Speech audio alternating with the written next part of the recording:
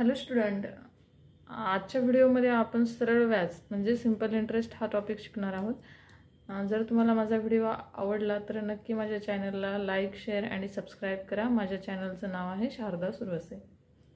Okay, चला आज आपण काही सरळ व्याजांचे काही एक्झाम्पल बघणार आहेत. पण एक्झाम्पल बघत असताना मी सुरुवातीला आधी सरळ व्याज म्हणजे काय, हे कशा प्रकारे आकारलं जातं एखाद्या रकमेवर, हे मी तुम्हाला समजून सांगणार आहे. तर सरळ व्याज म्हणजे आपण एक ठराविक प्रकारची रक्कम घेतो एखाद्या व्यक्तीकडून आणि ती काही ठराविक काळासाठी घेतो आणि मग काही काळानंतर आपण त्याला वापस करतो. तर मग जेव्हा आपण त्याला रिटर्न करतो त्याची रक्कम, त्यावेळेस आपण त्याला त्या रकमेवर आपण किती दिवसासाठी पैसे वापरले आहेत त्यानुसार आपण त्याला व्याज देतो. त्यालाच सरळ व्याज असे म्हणतात. पण कधी कधी त्या व्याजावर सुद्धा आपल्याकडे व्याज आकारलं जातं. जर एखादी रक्कम घेतली समजा 1 वर्षासाठी आणि आपण 1 वर्षात ती रक्कम देऊ शकत नाहीये दुसऱ्याला, तर तेव्हा आपण ती रक्कम जर 2 वर्षासाठी वापरली तर कधी कधी फक्त रकमेवरच नाही तर ते 1 वर्षाचं जे व्याज लागलं आहे त्या व्याजावर सुद्धा पण व्याज आकारलं जातं. म्हणजे जेव्हा व्याजावर व्याज आकारलं जातं तेव्हा त्याला चक्रवाढ व्याज किंवा कंपाऊंड इंटरेस्ट असं म्हणतात. पण आज आपण सरळ व्याज म्हणजे सिंपल इंटरेस्ट एवढं शिकणार आहोत. समजा तुम्ही एखाद्या व्यक्तीकडून एक्स ही रक्कम घेतली आहे आणि एक्स ही रक्कम तुम्ही एखाद्या ठराविक काळासाठी घेतलेली आहे. समजा ही एक्स रक्कम आपण 10,000 धरू. ओके, तुम्ही एखाद्या व्यक्तीकडून 10,000 रुपये घेतले आहेत. किती दिवसासाठी? 1 वर्षासाठी. 1 वर्षासाठी. तर मग 1 वर्षासाठी जेव्हा तुम्ही हे घेतलेली आहे ही रक्कम, तर मग ही तुम्ही म्हणजे 1 जानेवारीला घेतली आणि तुम्ही ती 31 डिसेंबरला रिटर्न करणार आहोत, कारण तेव्हा तुम्हाला 1 वर्ष कंप्लीट होते. तर मग जेव्हा तुम्ही ही रक्कम त्याला वापस कराल तर त्यावर तो काही ना काहीतरी आपल्याला व्याज सांगतो. समजा त्यानं व्याज दिलं 2%.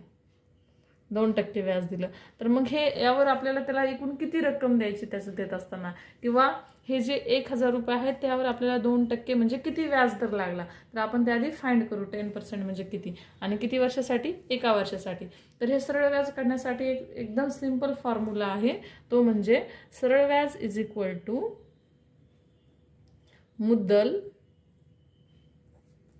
मुदत इंटू रेट म्हणजेच दर डिवायडेड बाय 100. ह्या मुदतला आपण काळ किंवा टाइम असं सुद्धा म्हणू शकतो.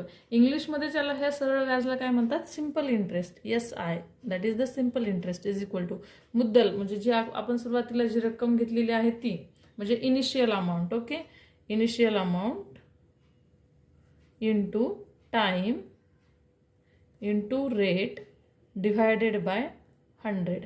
ओके, म्हणजे आपण जी अमाऊंट घेतली आहे ITR डिवायडेड बाय 100 असं त्याला म्हणतात. आणि हे काय असणार आहे? सिंपल इंटरेस्टचा आपला फॉर्म्युला असणार आहे. तर मग आता आपण एक एक्झाम्पल घेतलं आहे की समजा आपण 10,000 रुपये रक्कम घेतलेली, किती वर्षासाठी घेतलेली? 1 वर्षासाठी एका मित्राकडून, आणि त्यांना किती रेट लावलेले आपल्याला? 2%. तर म्हणजे ह्याचं सरळ व्याज किती असणार आहे? तर मग सरळ व्याज इज इक्वल टू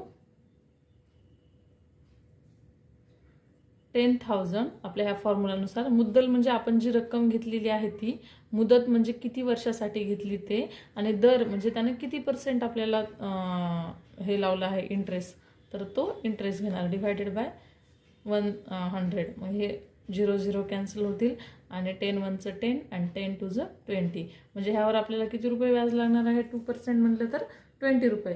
मग जेव्हा आपण त्या माणसाला आपण ती रक्कम रिटर्न देऊ तर तेव्हा आपण त्याला 10,000 रुपयावर किती रुपये एक्स्ट्रा देणार? 20 रुपये एक्स्ट्रा देणार. म्हणजे आपलं एकूण द्यायची रास म्हणजे किती आपल्याला त्याला अमाऊंट द्यायची, त्याला काय म्हणतो आपण? रास. ओके, तर मग रास इज इक्वल टू काय फॉर्म्युला आहे? रास इज इक्वल टू मुद्दल प्लस सरळ व्याज, किती टक्के व्याज दर लागलं ते, आणि त्याला म्हणतात मुद्दल.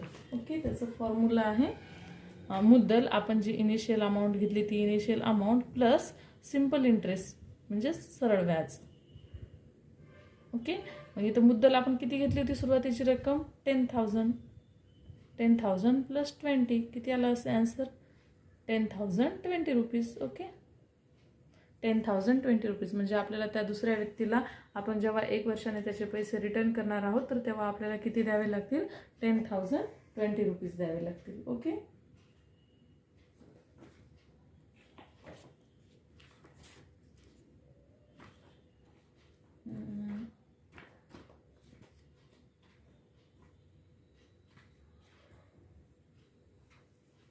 म्हणजे आपल्याला त्याची टोटल रक्कम म्हणजेच ती रास आपल्याला त्या व्यक्तीला द्यावी लागेल. नंतर आपण ह्याचे आतापर्यंतचे आलेले एक्झाममध्ये आलेले वेगवेगळे एक्झाम्पल बघणार आहोत. पण सुरुवातीला हे बेसिक आहे, तर तुम्हाला 2 फॉर्म्युले लक्षात ठेवायचे आहेत. दॅट इज रास म्हणजे जी टोटल अमाऊंट द्यायची ती किती द्यायची आपल्याला, initial amount plus interest. Okay, त्याला रासला ए ने रिप्रेझेंट करतात, काही बुकमध्ये ए ने रिप्रेझेंट केले. तर आपण काही नाही, ह्याला टोटल अमाऊंट द्यायची, टोटल अमाऊंट करू. ठीक आहे, total amount is equal to initial amount plus interest. Okay, simple interest. हे कशाचं फॉर्म्युला असेल आपलं, रासचं. म्हणजे रासला म्हणजे मुद्दल प्लस सरळ व्याज, जेवढं आपल्याला व्याज द्यायचं आहे ते. आणि हा एक फॉर्म्युला खूप महत्त्वाचा आहे. सरळ व्याज इज इक्वल टू मुद्दल इंटू मुदत इंटू दर डिवायडेड बाय 100. हा एक फॉर्म्युला आहे. या 2 फॉर्म्युल्याच्या वतीने आज आपण वेगवेगळ्या एक्झाममध्ये आलेले वेगवेगळे एक्झाम्पल बघणार आहोत. ठीक आहे, तर आपला फर्स्ट क्वेश्चन आहे जो बँक PO एक्झामला विचारलेला आहे. ₹988. ओके, 988 या रकमेवर, या रकमेवर 18% वार्षिक दराने म्हणजे वर्षाला किती टक्के व्याज लावलेले त्यांनी, 18%. 5 वर्षाच्या शेवटी किती सरळ व्याज मिळेल. तर इथं आपल्याला सरळ व्याज विचारलं आहे. आपलं सरळ व्याजचं सूत्र काय आहे, सरळ व्याज इज इक्वल टू मू द क डिवायडेड बाय 100. ओके, ह्याला फुल हा आपला शॉर्ट फॉर्म आहे. मू म्हणजे मुद्दल, द म्हणजे दर आणि क म्हणजे काळ डिवायडेड बाय 100. मग इथं किती मुद्दल आहे आपली, 988. Okay, into 18%. किती पर्सेंट आहे, 18%. ओके, मग इथं किती येणार, 18 इंटू किती वेळासाठी आहे, 5 वर्षासाठी. किती आहे काळ, 5 वर्षासाठी. मग इथे किती येणार आपण, 5 डिवायडेड बाय 100. ओके, तर आपल्याला माहीतच आहे 988 इंटू 90, 18 5 90 डिवायडेड बाय 100. हे घेणार, हा शून्य गेला. मग नंतर किती येतं ह्याचं आन्सर, हे जर आपण मल्टिप्लिकेशन केलं तर वर्षाचं किती येते, 8892 डिवायडेड बाय 10. मग खाली 0 असेल तर आपण काय करणार, 889.2 रुपीज. ओके, हे फक्त काय असणार आहे आपलं व्याज. व्याज किती द्यायचं म्हणजे जेव्हा आपण त्या व्यक्तीला जेव्हा काही रक्कम देऊ. आता आपण समजा एखाद्या व्यक्तीकडून 10,000 रुपये घेतले, आपण जे सुरुवातीला एक्झाम्पल बघितलं या एक्झाम्पलमध्ये. ओके, तर तेव्हा आपल्याला किती रुपये व्याज लागलं होतं, 20 रुपये. समजा आपण 1 वर्षासाठी त्या व्यक्तीला 10,000 20 रुपये देऊ शकत नाही, तर मग त्यावेळेस आपण काय करणार, फक्त 20 रुपये देणार. फक्त त्याचं जे 1 वर्षाचं व्याज आहे ते देणार आणि इनिशियल अमाऊंट आपण तशीच ठेवणार आपल्याकडे. आणि नंतर परत 1 वर्षाने जेव्हा मग आपण त्याला त्याची रक्कम परत करायची, मग तेव्हा पण आपण त्याला 2% व्याजदराने आपण तेव्हा परत त्याला 10,000 20 रुपये. म्हणजे हा एक असा बिझनेस आहे सरळ व्याज की ज्या गरजू व्यक्तीला आपण पैसा प्रोव्हाइड करतो त्या व्यक्तीची गरज तर भागतेच, पण आपल्याला घर बसल्या त्याचा पैसा भेटतो. ओके, विदाऊट एनी म्हणजे विदाऊट एनी म्हणजे आपला टाइम पण खर्च करायचा नाही आणि आपल्याला काही मेहनतही करायची नाही, बिना मेहनतीचा आपल्याला तो पैसा भेटतो. ओके, तसंच आहे. यासाठी आपल्याला काही मेहनत करायची आहे का, without any work we can gain money from other person. Okay, काही काम करता आपण हे पैसे कमवू शकतो लोकांना व्याजाने देऊन, पण त्यासाठी आपल्याकडे पैसे असावे लागतात. ओके, आणि नंतर हे मग जेव्हा तो व्यक्ती 1 वर्षाने 5 वर्षाने व्याज देईल तर तो फक्त किती देईल, 889.2 रुपीज एवढे देईल. आणि जर त्याच वर्षी त्याचं पूर्ण व्याज जर क्लिअर करायचं असेल तर त्यावेळेस किती, हे 988 आणि प्लस 889.2 रुपीज एवढी रक्कम त्या व्यक्तीला म्हणजे ज्याच्याकडून त्यांना पैसे घेतले आहेत त्या व्यक्तीला द्यावी लागेल. ओके, नेक्स्ट एक्झाम्पल बघू. एका व्यक्तीने ₹8,500 सरळ व्याजावर 9% वार्षिक दराने पैसे उसने घेतले. 2.5 म्हणजेच किती, 2.5 म्हणजेच 2.5 वर्षाच्या शेवटी तिने किती रक्कम परत करायला हवी. आता इथं किती फक्त व्याज किती विचारलं होतं तर आपण ही व्हॅल्यू फाइंड केली होती.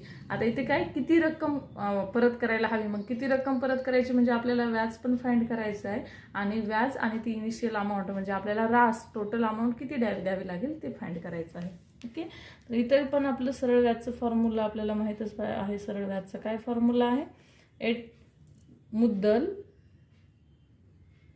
इंटू मुदत इंटू कर डिवायडेड बाय 100. ओके, मग इथं मुद्दल किती आहे 8500. मुदत किती आहे 9 सॉरी मुदत म्हणजे कालावधी तो किती आहे 2.5. 2.5 म्हणजे चला आपण 2.5 लिहू शकतो डिवायडेड बाय 100. हा शून्य गेला, हा शून्य गेला, हा शून्य गेला, हा शून्य गेला. ओके, मग त्याला फाइंड करू आपण. 85 × 9 × 2.5. 85 25 9चं 225. ओके, म्हणजे काय 22.5. आणि जेव्हा आपण याचं कॅल्क्युलेशन करू तेव्हा ते किती येते 1912.5 रुपीज. ओके, हे आपलं काय झालं फक्त सरळ व्याज, हे फक्त आपलं व्याज झालेलं आहे. आणि मग आपल्याला त्या व्यक्तीला टोटल अमाऊंट किती द्यायची, तर त्यासाठी फॉर्म्युला काय रास इज इक्वल टू मुद्दल अधिक व्याज. मग मुद्दल किती आहे आपली 8500. ओके, प्लस 1912.5 तर किती येते याचा आन्सर 512. 9 + 5 14 कॅरी 1 8 9 10 तर किती येईल 10,412.5 रुपीज. एवढी ही टोटल अमाऊंट आपल्याला त्या व्यक्तीला द्यावी लागेल व्याजासहित. ओके, नेक्स्ट न्यूमरिकल आहे. एक रक्कम सरळ व्याजाच्या एखाद्या दरावर 2 वर्षासाठी गुंतवली. जर ही गुंतवणूक 3% जास्त व्याजदरावर केली असती तर ₹72 जास्त मिळाले असते. तर ही रक्कम किती. आता इथं रक्कम किती विचारले म्हणजेच त्यांनी काय विचारलेलं आहे आपल्याला मुद्दल विचारली आहे. त्या व्याज किती टक्के जास्त मिळाले असते म्हणजेच हे काय असणार आहे त्याचं व्याज, सरळ व्याज. 3% हे काय असणार आहे त्यांचा रेट. आणि 2 वर्षासाठी 2 इयर्स हा त्यांचा काय असेल पिरियड ऑफ टाईम. तर सेम फॉर्म्युला आपल्याला यूज करायचा आहे. सरळ व्याज इज इक्वल टू मुदक डिवायडेड बाय 100. आता इथं व्याज किती दिले 72. मुद्दल आपल्याला फाइंड करायची म्हणजे आपण ती एक्स घेऊ. रेट किती दिला आहे 3 आणि टाईम किती दिला आहे 2 इयर्स डिवायडेड बाय 100. एक्स म्हणजे मुद्दल आपल्याला फाइंड करायची. ह्याला रिअरेंज करू. हे इकडं डिव्हिडेशनमध्ये इकडे ह्याला मल्टिप्लिकेशनमध्ये घेऊन जाऊ आणि वरचं जे मल्टिप्लिकेशनमध्ये आहे त्याला डिव्हायडेशनमध्ये घेऊन जाऊ. ठीक आहे. 3 2 = 6 3 4 = 12. तर किती येते आपला आन्सर किती आला 1200 रुपीज. म्हणजे हे आपली काय होती इनिशियल अमाऊंट म्हणजेच आपली मुद्दल. ओके, नेक्स्ट एक्झाम्पल बघू. Each and every example is different and every example asked in different exams. Okay, हे बँक PO साठी विचारलेलं आहे. हे रेल्वे एक्झामसाठी विचारलेलं आहे. हे SSC स्टाफ सिलेक्शनसाठी हा क्वेश्चन आलेला आहे. आणि आता नेक्स्ट आपण बघणार आहोत. हा रेल्वे परीक्षेसाठी आलेला आहे. किती वेळात 3% वार्षिक दराने ₹8,000चा सरळ व्याज तितकाच होईल जितका 4% वार्षिक दराने ₹6,000चा सरळ व्याज 5 वर्षात होईल. म्हणजे इथं 2 वर्षाचं म्हणजे 2 रकमेचं कंपॅरिझन केलंय पण दोघांचं व्याज काय आहे सरळ सेम आहे. दोघांचं पण व्याज काय आहे सारखंच आहे, समान आहे. मग त्यावेळेस आपण काय त्यांची इक्वॅलिटी घेणार. आता समजा आपण हे फर्स्ट सेंटेन्स आहे 3% व्याज दराने 8,000 रुपयाचा किती टक्के होईल विचारले. म्हणजे आपल्याला काय विचारले टाइम विचारलेला आहे. ते काय विचारले टाइम पिरियड ऑफ टाइम विचारलेला आहे पहिल्या व्याजाचा. आणि ह्या दुसऱ्या व्याजाचं सर्व काय दिलंय जेवढा की 4% व्याजदराने 6,000 रुपयाचं किती होतं 5 वर्षामध्ये तेवढं सेम यांचा पण व्याजदर आहे. दोघांचा व्याजदर काय म्हणलंय त्यांनी सरळ व्याज तितकाच होईल, सरळ व्याज तितकाच होईल म्हणून आपण हे दोघांच्यामध्ये इक्वल टू हे साइन यूज केलेलं आहे. मग जेव्हा आपण याचं कॅल्क्युलेशन करतो तेव्हा बघा आन्सर काय येते. आपल्याला एक्सची व्हॅल्यू फाइंड करायची. X is equal to 4 × 60 × 5 divided by 3 × 80. हा 0 गेला, हा 0 गेला. 4 1 = 4 4 2 = 2 2 1 = 2 2 3 = 6 3 3 कॅन्सल. मग एक्स इज इक्वल टू 5 हे काय आलं आपलं आन्सर. ओके, हा क्वेश्चन आलेला आहे रेल्वे एक्झामसाठी. नेक्स्ट क्वेश्चन बघू. किती वर्षात 12% वार्षिक दराने ₹3,000चे सरळ व्याज ₹1,080 होईल. किती वर्षात म्हणजेच काय विचारले आपल्याला टाइम किंवा काळ विचारलेला आहे. तर मग काय आपला फॉर्म्युला सेम फॉर्म्युला आहे. एकदम इझी एक्झाम्पल आहे तर आणि सगळे आलेले आहेत वेगवेगळ्या एक्झामला. तर इथं काय असेल मुद्दल व्याज रुपये किती सांगितले त्यांनी 1,080. किती रुपयाचे 3,000 रुपयाचे म्हणजे हे मुद्दल आहे आपलं. किती मुदत इंटू दर डिवायडेड बाय 1000. सरळ व्याज किती होईल त्यांनी सांगितले 1080 रुपये होते. मुद्दल किती आहे 3000 रुपये. मुदत आपल्याला फाइंड करायची आहे किती वर्षात आणि दर किती दिला आहे 12% डिवायडेड बाय 100. हे शून्य कॅन्सल, हे शून्य, हे शून्य कॅन्सल, हे शून्य. मग x इज इक्वल टू काय येईल 1080 डिवायडेड बाय 3 इंटू 12. मग हा शून्य, हा शून्य, 3 9 3 3 3 9, 3 6 8 आणि 12 12 3 36. x इज इक्वल टू किती 3 वर्ष. हे काय असेल आपलं आन्सर. किती वर्षात होईल 3 वर्षामध्ये किती व्याज भेटेल 3000 रुपयावर 12% व्याज जर लावलं तर 1080 रुपये व्याज होते. म्हणजेच ते किती वर्षांनी भेटणार आहे 3 वर्षांनी भेटणार आहे. ओके. नंतर लास्ट एक्झाम्पल बघू आपण. हा क्वेश्चन आलेला आहे SSC एक्झाममध्ये आलेला आहे. ओके. लास्ट आहे किती वेळात रुपये 10,000चं सरळ व्याज 6% वार्षिक दराने रुपये 450 होईल. किती वेळात म्हणजे इथं पण काय विचारलं आहे आपल्याला टाईम विचारला आहे. पण इथं मी ऑप्शन घेतले आहेत कारण इथं ऑप्शन सगळे कशामध्ये दिले आहेत मंथमध्ये दिले आहेत. एकच फक्त हे पण इयर आणि मंथमध्ये दिलेलं आहे. तर जेव्हा आपण मंथमध्ये घेतो तर जेव्हा आपलं जे टाईम पिरियड येईल त्याला काय करायचं 12ने डिव्हाइड करायचं. 12ने डिव्हाइड केलं की मग आपल्याला काय येतं म्हणजे आपल्याला माहिती आहे की एका वर्षामध्ये किती महिने असतात 12 महिने असतात. त्यानुसार आपल्याला हे फाइंड करायचं आहे. तर आधी सुरुवातीला आपला जो फॉर्म्युला आहे सरळ व्याज इज इक्वल टू हा घेऊ मुद्दल इंटू मुदत इंटू दर डिवायडेड बाय 100. ओके. मग इथं जो आपल्याला मुदत आहे ते कशामध्ये दिलेत सर्व ऑप्शन मंथमध्ये दिले आहेत. मग मंथमध्ये दिल्यामुळे आपण काय करणार ह्याला 12ने घेणार. हा दर काय घेणार मुदत काय घेणार मुदत डिवायडेड बाय 12. 12 का घेणार कारण एका वर्षात किती महिने असतात 12 महिने असतात. म्हणून आपण इथं काय 12ने डिवाइड केलेलं आहे. सरळ व्याज किती सांगितले त्यांनी 450 रुपये होते सरळ व्याज. मुद्दल किती आहे 10,000. मुदत आपल्याला फाइंड करायची आहे x. दर किती आहे 6%. 6 लिहिलं तरी चालतं. Divided by 100 into 12. मग एक्सची व्हॅल्यू कशी येणार 240 into 100 into 12 divided by 10,000 10,000 into 6. 0 0 cancel, 0 0 cancel, हा 0 कॅन्सल, हा 0 कॅन्सल. ओके. 5 5 2 10, 5 9 45, 2 2 1, 2 6 12, 6 6 कॅन्सल. म्हणजेच एक्स किती येतो आपला 9 मंथ. इथं जे आन्सर येते हे मंथमध्ये काय येईल कारण आपण ह्या जो टाईम पिरियड दिला आहे तेव्हा आपण काय केलं 12नं. आता हे कसं करायचं हा पण एका एक्झामलाच आलेला क्वेश्चन आहे. मला वाटतं SSC एक्झामला आलेला क्वेश्चन आहे. ओके. तर मग हे आपण कसं डिसाईड करायचं 12 कधी घ्यायचं किंवा डिवायडेड बाय 365 कधी घ्यायचं. जेव्हा त्यांचा टाईम पिरियड हा दिवसामध्ये दिलेला असेल तर तेव्हा इथं आपण किती घेणार 365 कारण एका वर्षामध्ये किती दिवस असतात 365 डेज असतात. मग त्यानुसार घेणार.